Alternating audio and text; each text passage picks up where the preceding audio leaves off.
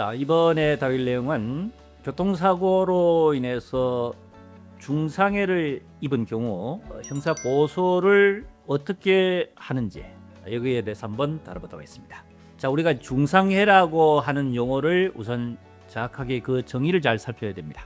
중상해라는 것은 아주 크게 대별을 하자면은 첫 번째는 신체 불구의 상태, 예를 들어 팔다리가 절단됐다든지 신체 일부가 상실된 경우, 실명이 됐다든지 또는 신체 일부가 기능 자체가 완전히 감각을 잃었다든지 이런 경우에 있어서는 영구적인 해소 상태로서 장애가 그대로 남게 되겠죠. 또는 난치, 도저히 치료로서 회복이 안 되는 경우, 대표적인 경우가 심근인간의 사지마비 같은 경우, 또는 인지장애를 가지고 외상 치매로 영구적인 정신장애가 있는 경우, 자, 이런 경우는 영구적으로 회복이 안 되는 상태, 누군가의 도움이 없이는 일상생활에 또는 사회활동이 아예 어려운 상태, 이런 경우를 일반적으로 중상해라 합니다. 자, 그런데 이제 실무적으로 어떤 문제가 생기냐면요, 대표적인 경우입니다. 머리를 다쳤습니다. 그래서 의식 없는 상태에서 중환자실에 계속 있었습니다. 그리고 이 상태가 지속적으로 유지가 됩니다. 자, 그렇다면은 이 환자의 현재 상태로 봤을 때는 향후에도 더 이상 치료가 회복이 안 되는 상태로 예상할 수 있습니다. 그런데 가끔 아주 기적적으로 회복이 되는 사례도 있다는 것이 문제입니다.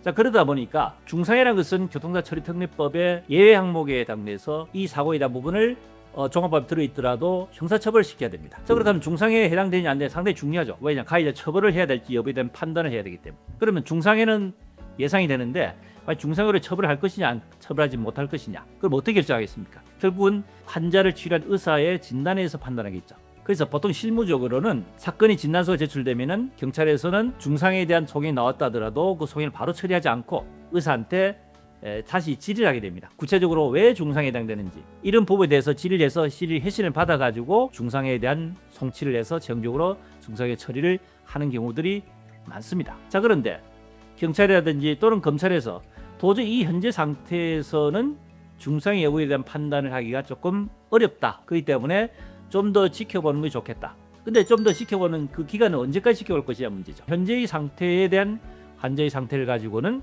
판단하기가 곤란하다고 해서 중상해 처리하지 않고 기소 중지라든지 또는 현 상태에서 일단 우선 종결 시키고 추후에 중상해라고 판정할 수 있는 영구적인 장애가 확정이 됐을 때 그때 추가로 고소하도록 하는 그런 경우들이 있을 수가 있습니다. 여기서 이제 문제가 생긴다는 얘기입니다. 차에 처음부터 중상해로 그냥 기소 의견을 올려서 검찰에서 기소를 시키면은 그대로 중상해 처리가 되겠죠. 물론 중상해가 일반인 기소처리 특례법상의 예외 항목이 아닌 그 일반 사고인 경우에 있어서는 중상해에 대해서 피의자, 가해자 형사합의하게 되면 공소권 없이 끝나게 됩니다. 그거는 변론으로 어쨌든 중상해에 있어서 이것이 형사처벌을 시키지 않으면 상당히 중대한 문제이기 때문에 상당히 근데 신중하게 판단할 문제는 맞습니다만, 자, 이것을 지금 바로 처리를 하지 않고 유보를 시켜놓게 되면은 피의자 입장에서는 사망하는 경우도 있을 수가 있고, 또는 이것이 장기화돼서 소송으로 가는 경우, 또는 나중에 보험사하고 합의하는 경우도 있을 수 있지 않겠습니까? 그래서 소송에서 신체 감정에서 피해자가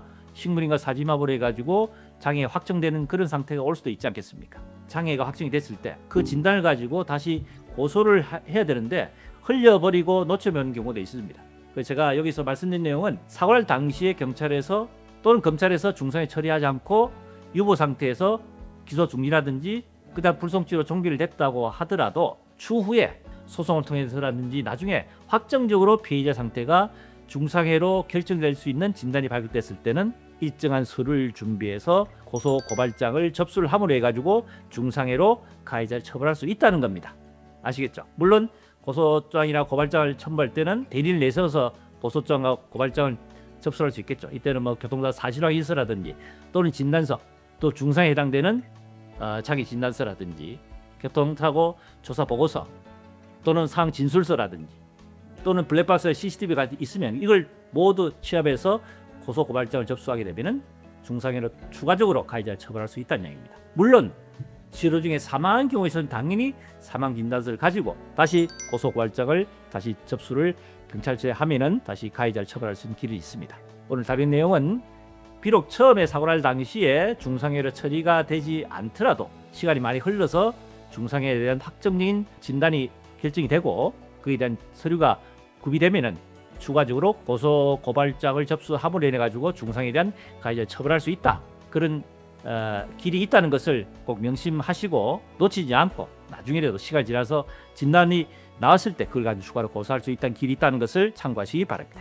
네, 도움이 되셨으면 구독, 좋아요, 알림 설정 부탁드립니다.